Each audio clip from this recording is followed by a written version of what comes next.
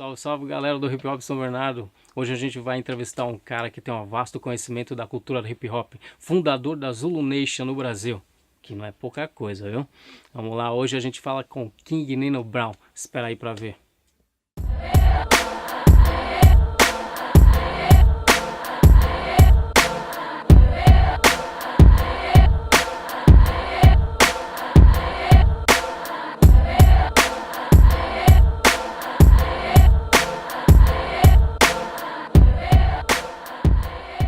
King Nino Brown, é um prazer estar aqui na sua casa, nesse seu museu aqui, nessa coleção cultural que você tem.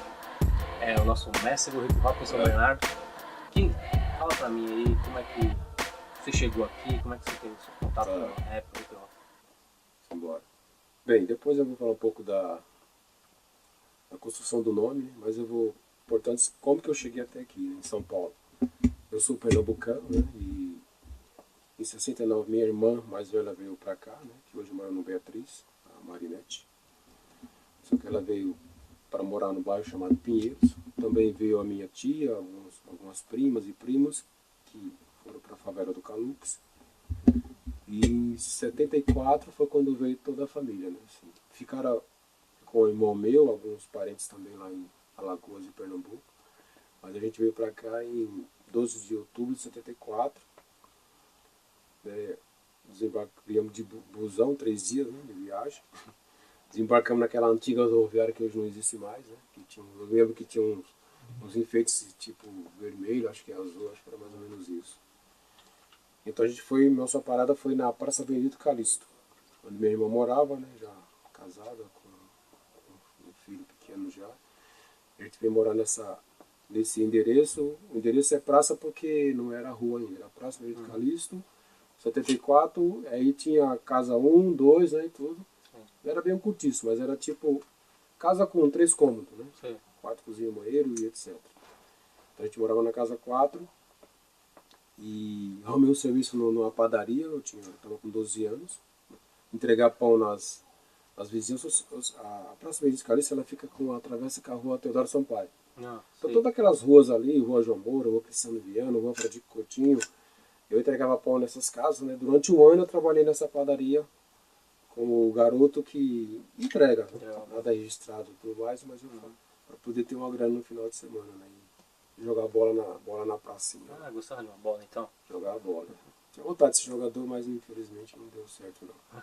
Aí com um ano de morar nessa praça, a gente teve que mudar devido ao custo, né? De pagar aluguel, essas coisas, então a minha segunda parada foi favela do Jardim Calux. Fizemos um barraco meio daquele jeito, né, e tudo. Era a única moradia que a gente tinha e a casa, o barraco não tinha endereço, não tinha saneamento básico, luz elétrica, então não tinha praticamente... de tudo. É praticamente excluído mesmo, né, a sociedade, né, essa coisa chamada da inclusão. Então todo mundo que morava ali era tudo isso, ninguém tinha rua, não ia nada, os barracos eram feitos de acordo com quem fazia, então não tinha... Não tinha rua, então tinha uns bequinhos que a gente andava e tudo mais, né? E era assim, dessa forma a favela do Calux. E aí eu arrumei um emprego de metalúrgico, na Filtros Frank aqui no Planalto. Eu tô com 14 anos, eu arrumei um serviço de metalúrgico, e aí quando teve aquelas grandes greves, né, dos anos 80, foi que teve, né, a recessão e mandar todo mundo embora. Tudo. Mas antes disso, quando eu me envolvi com o metalúrgico, eu conheci um rapaz chamado Valdir. Ele era mecânico, ele falava para mim ir no baile black, né, que ele começava a curtir, por causa do meu jeito, né, o cabelo meio também, não era black, mas era meio encaracolado, ele conversava muito comigo sobre som, me mostrava algumas coisas. Eu, pô, legal, eu quero ir no baile black qualquer dia desses aí. Você lembra de alguma coisa que ele gostava assim? Ela flies de eventos, ele chamava de circular. Sim. E reportagens também, ele tinha algumas coisas. E aí ele usava um black que era black maior, era o cara que era mais de responsa. E aí começou a fazer os bailes na sede do Calux. Né? E eu falei, pô, eu vou nessa sedinha, né? Vai começar a ter um baile lá, e era um do GG Musical, que era GG Reginaldo na época, que tinha uma equipe chamada Máquina. E aí o irmão dele, que é o Valmir, que a gente é amigo até hoje, ó, meu irmão vai ter lá na sedinha lá do Calux lá. Aí eu vou lá na sedinha lá, a gente se conheceu nessa sedinha.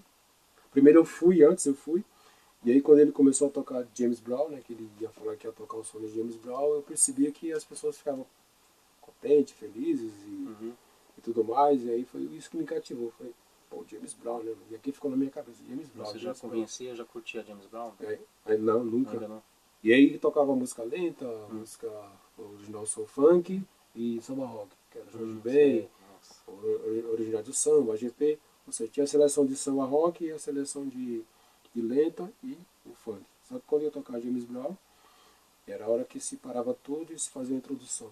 Ele falava algumas coisas sobre James Brown. Aí isso me despertou bastante isso daí.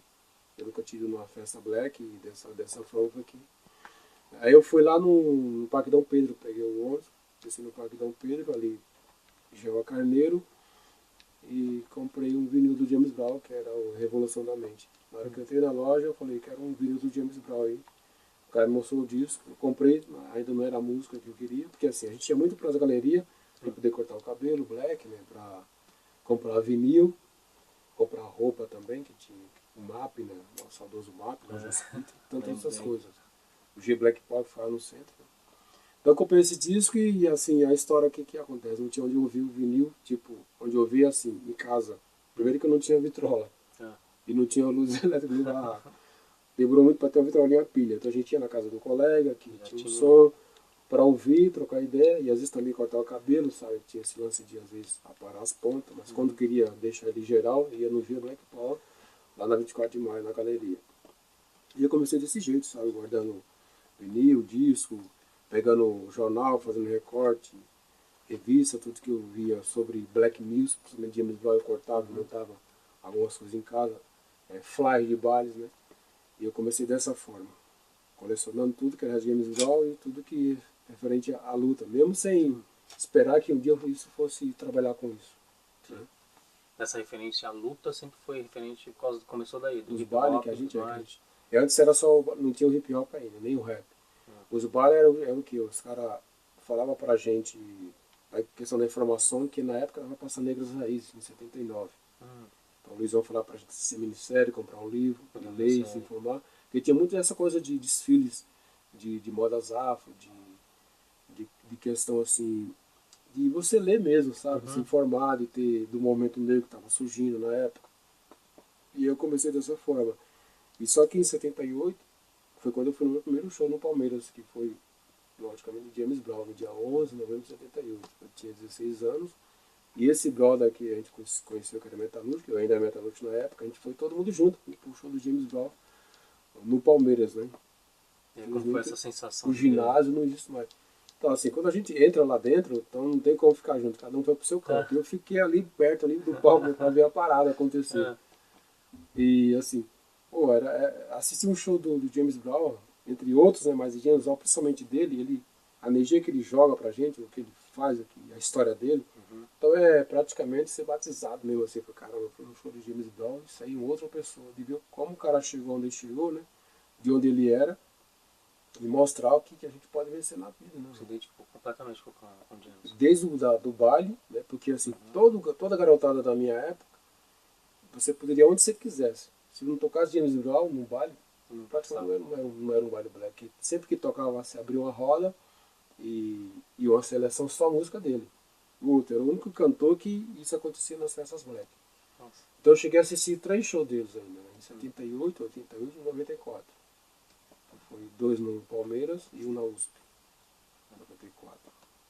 Essa é um pouco da minha trajetória dos bailes black e tantos outros grandes shows. Tim Maia, Jorge Ben, Betty Wright, como Curtis Blow, quando veio a primeira vez, Cash Money.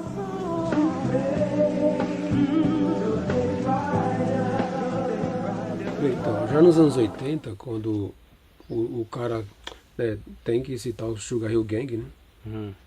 Que quando sampleou o Chic, e isso que trouxe a gente assim pra curtir um rap, o sample atraía muito, porque tocava as músicas antigas, né?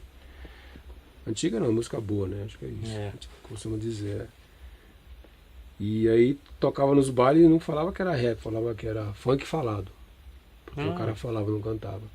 E Curtis Blow também foi uma grande, assim, pra gente, assim, anos 80 isso daí. Era um som que você, pô, não, rap é funk, né? Funk, né? Funk original, James Brown. Isso que foi tocando nos bailes, né? E tudo.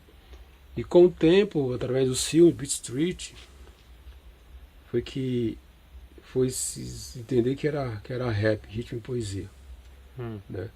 E quando saiu coletânea de cultura hip hop, que tem o Taíde, MC Jack, Código 13, começou a ter o conceito que era rap, não era funk falado, entendeu? Foi aí que começou. E quando o Curtis Blow veio no Palmeiras também, tava todo mundo, em 88, tava todo mundo lá e tudo. Então, foi tendo essa coisa de, pô, não é funk falado, é rap, né? E é cultura hip hop que tem os elementos. Mas antes começou a ter os encontros na 24 de maio, né? E eu comecei na 24 porque os caras falaram que o pessoal tá dançando na rua, né? E aí, o pessoal tá louco dançando na rua. Nunca existia esse negócio de dançar na rua.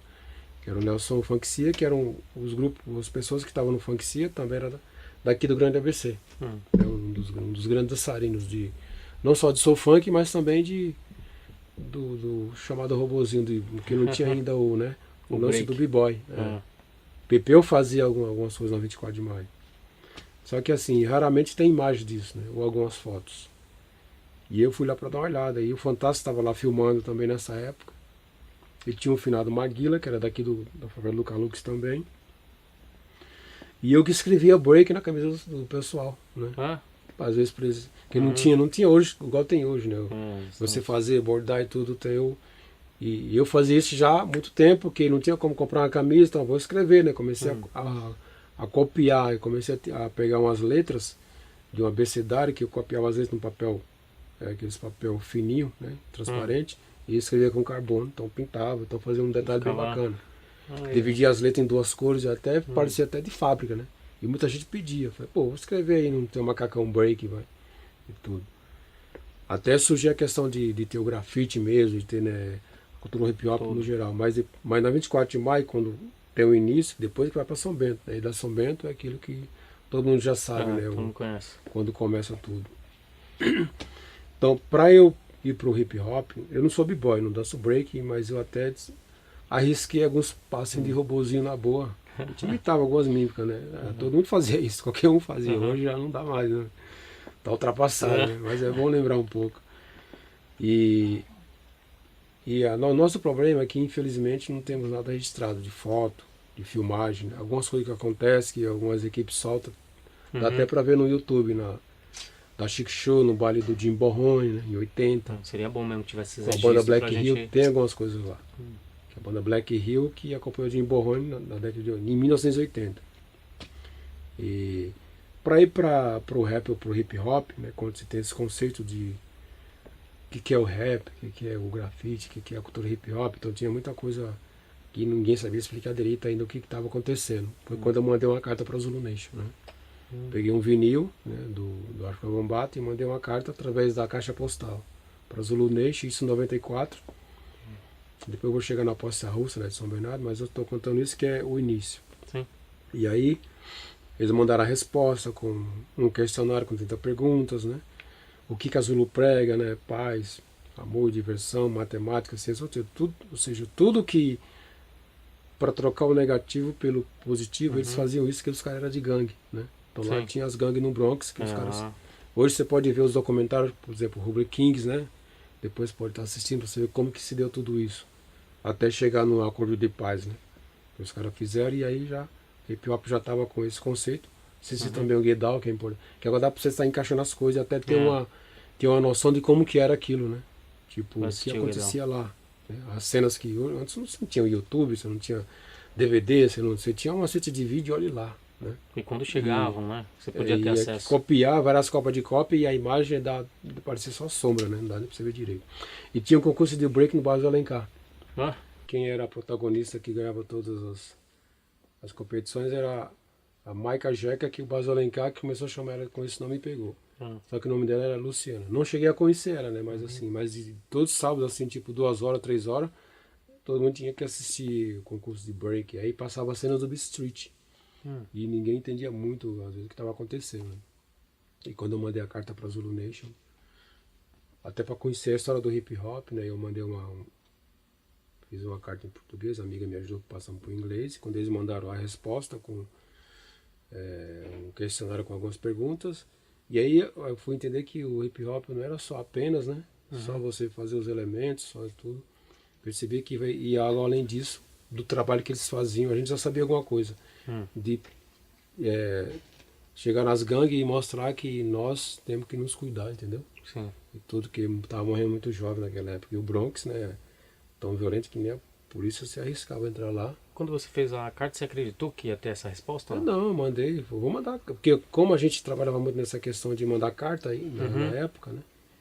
Quando eu comecei a fazer fanzines, aí eu escrevi essa carta para lá aguardar. E aí foi o primeiro alguém do Brasil que fez isso. E através disso aí também mandei algumas cartas para alguns Panteras Negras que estavam presos políticos, né? Que não aparecia tanto assim, né? Igual os outros.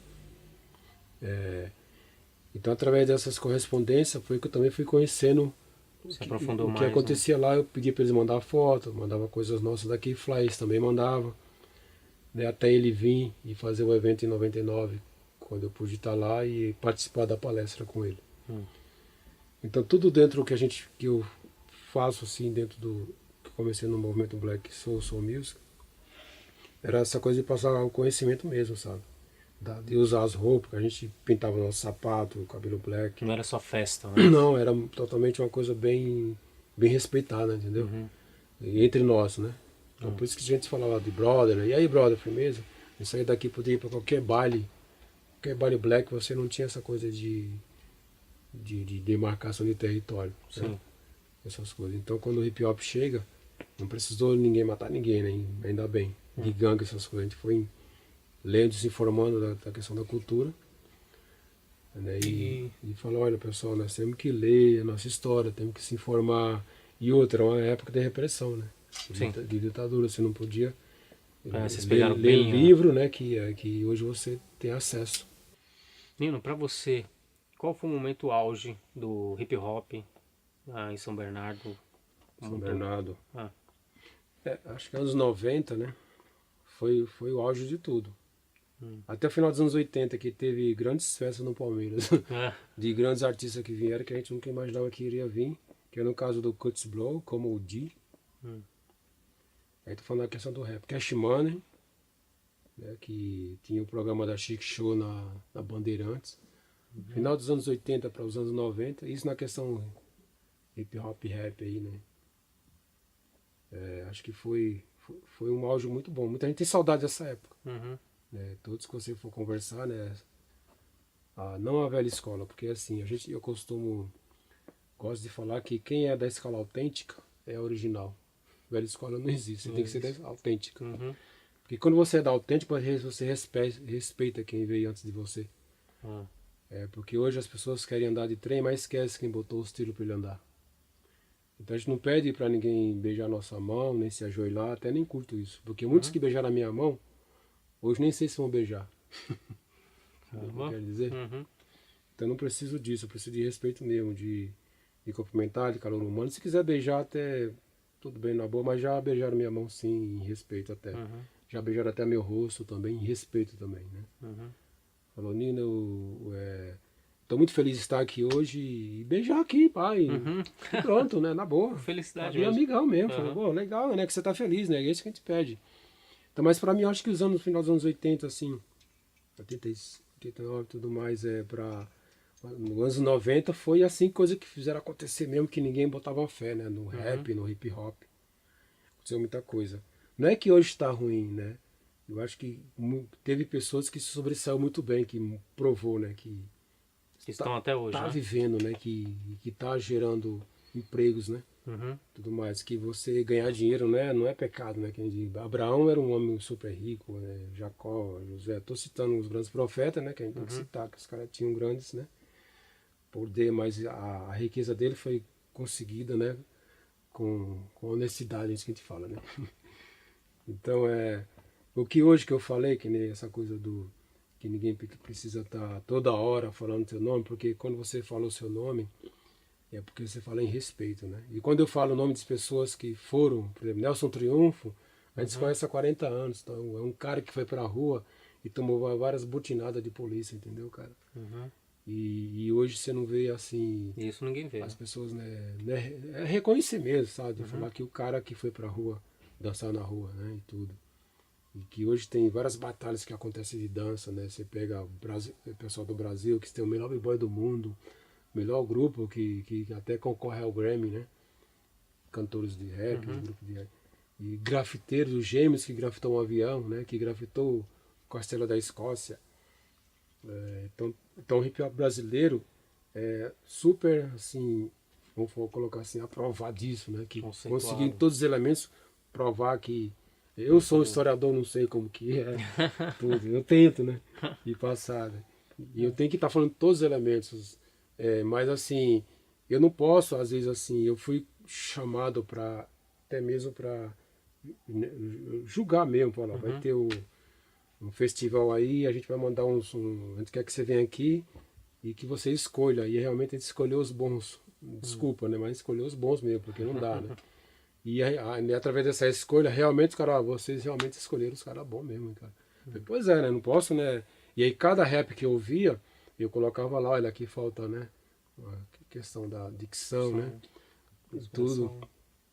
O instrumental, porque às vezes você pode ter uma puta letra boa, mas o instrumental não ajuda. Acabou com o tom, tem que ser 100%. Harmonia, né? Igual a escola de samba, é harmonia, é letra, né? E tudo mais. E ritmo, né? Porque o rap ele é ritmo e poesia. Então você pode falar de um crime, pode dar um tiro na lua, mas você errar tá nas estrelas. Percebe? Então assim, pode falar o que você quiser. Desde que, né, você, caramba, né? No final você tá aqui, ó, firme. As coisas que eu passei na minha vida, né? Quando eu usava cabelo black, eu fui arrastado pelo cabelo pela polícia. Tá entendendo?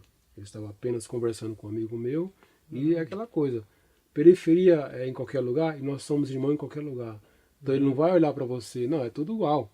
Tá ali, é tudo igual, entendeu? Então eu tive esse problema de ser arrastado e colocar dentro de um camburão. Né, e ido para a delegacia, né? Então hoje os caras usam cabelo black, mas pense naqueles que usavam não por uma moda, mas pelo estilo, né? De mostrar que nós temos o nosso cabelo, ele é um cabelo normal também. Cabelo bonito. Então o que eu coloco hoje é isso. O que eu coloco hoje é isso, né? Que você pode cantar o que você quiser, fazer o que você quiser, mas nunca se esqueça que a água, ela vira gelo, ela vira vapor, mas ela nunca deixa de ser água. Certo? Então nada melhor do que você ter consciência daquilo que você faz, né? Porque hoje você é um jovem. Mas a partir do momento que você gerar um ser, cuidado, né? Aquilo que você às vezes se fala e você não cuidou da sua geração. Então isso é ruim. É muito ruim isso daí. De você ter a sua geração jogada e não cuidar dela. E é isso que eu falo. O rap, o grafite, o DJ e o break são filhos. São filhos que a gente criou e agora você tem que cuidar também. Né? Não vou falar que é obrigado, porque assim, se você não sabe fazer uma revolução, então não tenta, deixa para quem sabe fazer. Não é verdade? Igual quando eu falei do filho. O que diz a letra de rap? Filho é fácil, qualquer um queria. Mas cuidar, alguns são capazes. Assim é a cultura hip hop, meu amigo. Quando eu dei a questão do Nelson, né, dele passar por tudo isso, vamos pelo menos respeitar esse momento, né? Quando você pega a Cheryline, que participou da primeira coletânea de rap, onde tinha só homens, aí elas falam machos. Só homens, né? Tudo. Primeira mulher a gravar um rap solo, né? Não em grupo, assim. Teve pessoas que gravaram rap. Mas a Cheryline é uma pessoa que tá aí, brother. Também aí. Né? Nem sei se ela gosta do que eu falo isso aqui, mas eu tenho que contar, né? Das pessoas que são minha influência, cara. Tá certo. Sabe? Não é verdade? Tem a Isalu, daqui de São Bernardo, que com seu violão cantou na casa do hip hop. Hoje tá aí, ó, né? Fazendo várias coisas e tudo mais. Que é filha do Luiz, que era cabeleireiro Black Paul aqui de São Bernardo, que era meu brother. Ele. Né? Então é isso. Tem coisa boa aí também. Mas o que a gente vê é nessa falta também de respeito, cara. Tem que respeitar, né? Seu pai e sua mãe. Se você não sabe para servir, não sabe para viver, né? Porque às vezes você come um pão, né? E esse pão, ele foram, assim, tipo, alguém plantou, alguém levou para assar o pão e ele chegou na sua mesa. E aí, será que aquele cara que fez tudo isso ganhou o suficiente para você ter esse pãozinho na sua mesa, né? Quente e fresquinho, sabe? Não sei qual é a vida. Vamos pensar, né? Porque tem lugares aí, cara, que você vai só tem uma única máquina de refrigerante, não tem Guaraná. E aí quando os caras chegam aqui, os caras levam Guaraná pra cidade deles, né?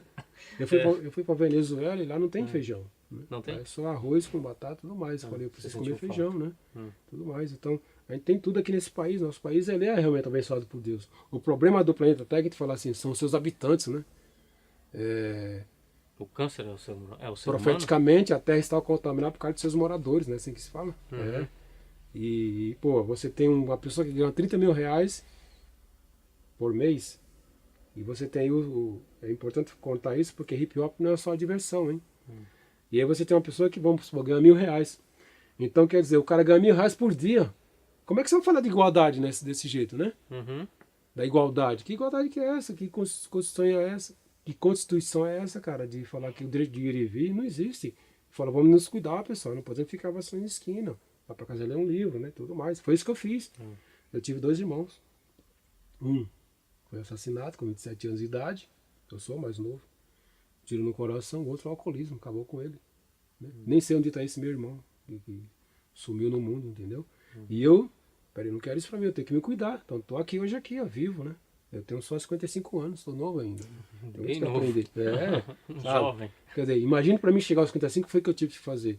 Me garantir, né? Tipo assim, Deus vai me proteger. Sim, mas você tem que se proteger também. Né? Não tentarás ao Senhor teu Deus. Aqui muitas vezes as pessoas falam, não, eu não vou fazer tal coisa, não vou fazer tal isso. Não. Faça para salvar a sua vida também, não é verdade? O Bob Marley, ele teve um câncer no dedão do pé, só que ele não podia, porque por causa da questão da crença, né? Mas Deus é vida, é amor, cara.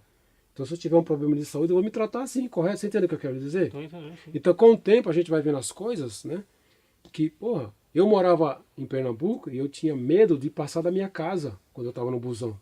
Eu entrava em pânico, porque eu não entendia ainda as coisas. Eu tinha só uns 9 anos.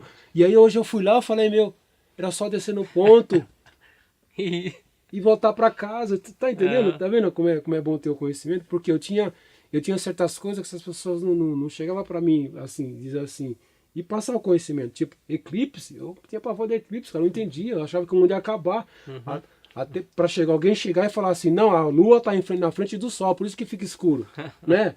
Foi caramba, então eu tive que ler e tudo mais. Ditadura, o que é ditadura, meu Deus, né? Eu preciso entender o que é isso. Eu fui ver, tá, entendi.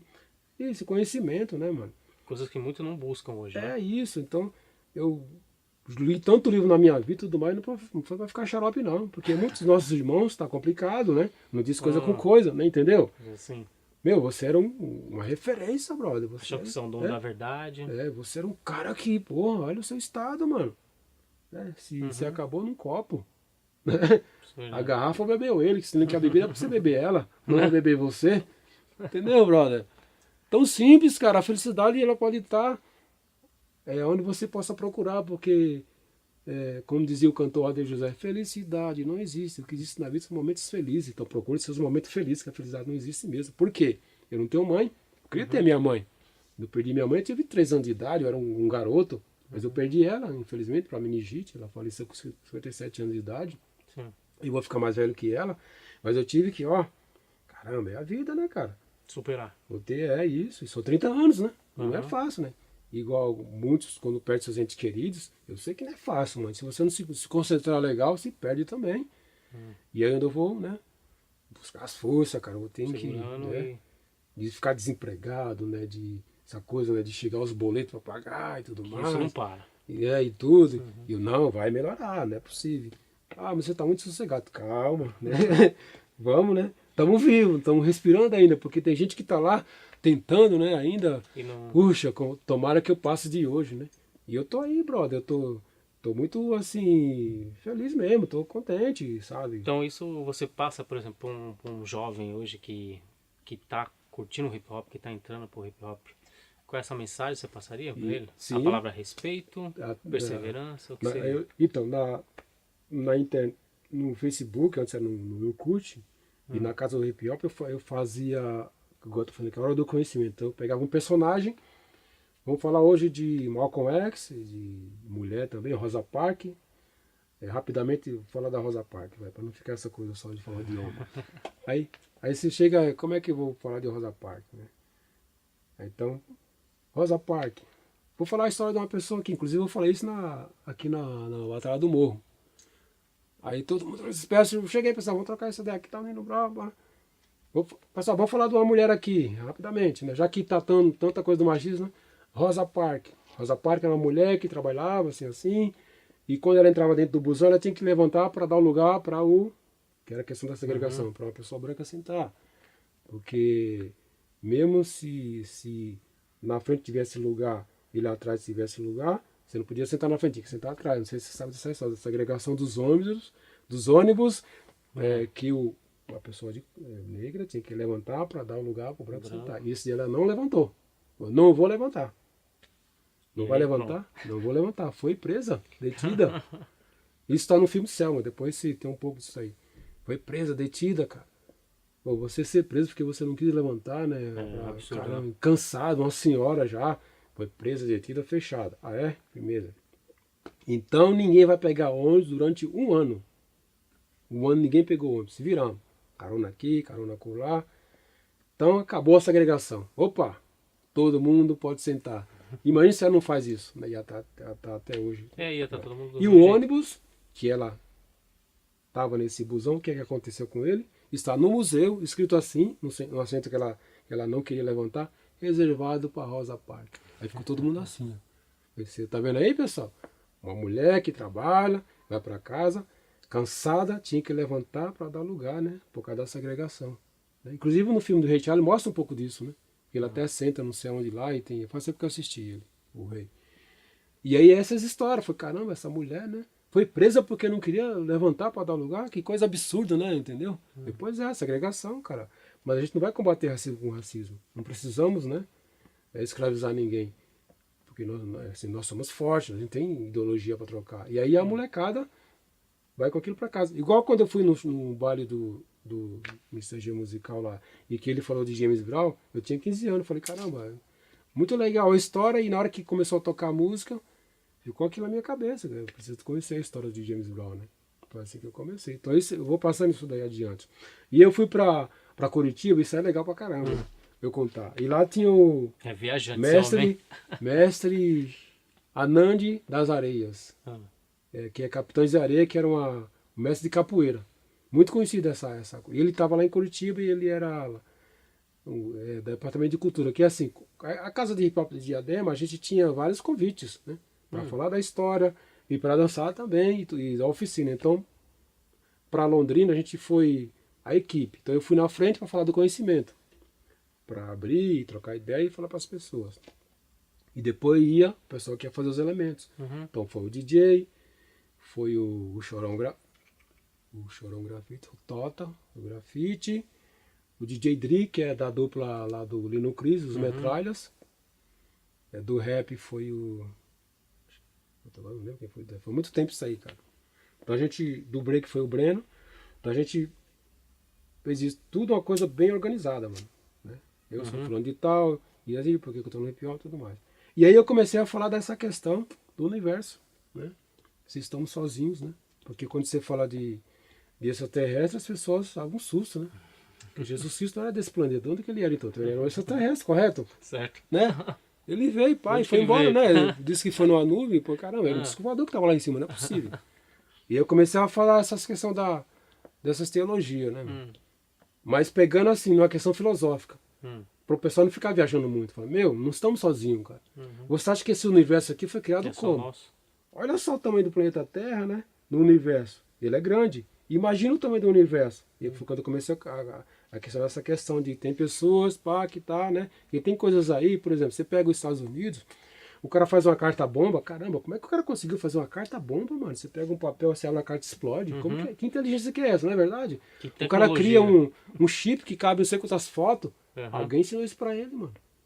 É secreto isso daí, sabe? Igual o segredo daquele refrigerante, ninguém sabe, só a turma lá que vai morrendo. E eu comecei a falar essas coisas e falei, e aí? Quando Jesus ascendeu aos céus, então O que tinha lá em cima para ele acender o céu? Como que seria isso? Né? O que parou lá em cima para ele, né, abduzir? Aí quando tem a questão do Elias, que fala da carruagem de fogo, que ele foi arrebatado, entendeu? Como seria essa carruagem de fogo? Aí você começa a ler, eram os deuses astronautas, a carruagem de fogo tinha luzes. Caramba, como que é isso? Será que era um disco voador mesmo, né, e tudo? Aí o pessoal começa a pensar, Caim matou Abel, com quem que ele casou? Né? E aí o pessoal vai pensando, com quem Caim casou? Sendo só tinha ele e o irmão dele, ele matou o irmão. E aí Adão e Eva só tinha, né, os dois. Né? Aí o pessoal fica, caramba, mano. Então, casou com quem? Aí fica aquela coisa, casou com a irmã, mano, porque não tinha mais ninguém. Porque aí a Adão e Eva teve filhos e filhas, e aí eles foram, né? Porque na Bíblia não fala isso, né? Para as pessoas pensar. E aí eu falei tanto dessa questão de disco voador, explicando para que ele chegou assim, falou assim para mim, colocou até um tag lá para mim no livro dele, Nino Brown, eu já me vi dentro do disco voador com você. Entrei nessa viagem. Porque a questão não é você, nossa, você tá viajando, não é isso, cara, é fazer você pensar, peraí, a Bíblia é um livro muito bom, eu gosto da Bíblia, mas você precisa saber interpretar o negócio, né? Isso. Interpreta, porque o Adventista do sétimo dia não trabalha no sábado. Mas se a igreja pegar fogo, como que faz para apagar o fogo? Se o bombeiro for adventista, não vai apagar o fogo, tá entendendo? Jesus falou assim, é lícito fazer bem aos sábados. Caramba, né? Aí começa a pensar nessa questão religiosa, porque muita gente, né, que foi queimada na fogueira, tá ligado, na Inquisição, por causa da ignorância, né, mano? Não entender as coisas, meu. Vamos ler, vamos se informar, cara.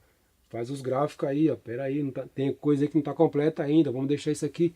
Isso aqui é secreto, calma. Tem não coisa que não é se verdade? conecta, né? Você entendeu? Então é isso que eu tenho que passar. Porque o hip hop não foi criado do nada. Os caras pensar em 4 elementos. E opa. Né, entendeu? Aí colocou o conhecimento. E é isso que nós estamos fazendo. Peraí, só 4 elementos, eu vou só dançar, gravitar, e acabou e tudo mais. E aí? Agora tá saindo as histórias. Não tinha livro, agora tem. As pessoas estão pensando. Falei, peraí. Igual a história do MC, né, naquele DVD, né, que é da hora. Qualquer um pode ser rappers, poucos podem ser um MC.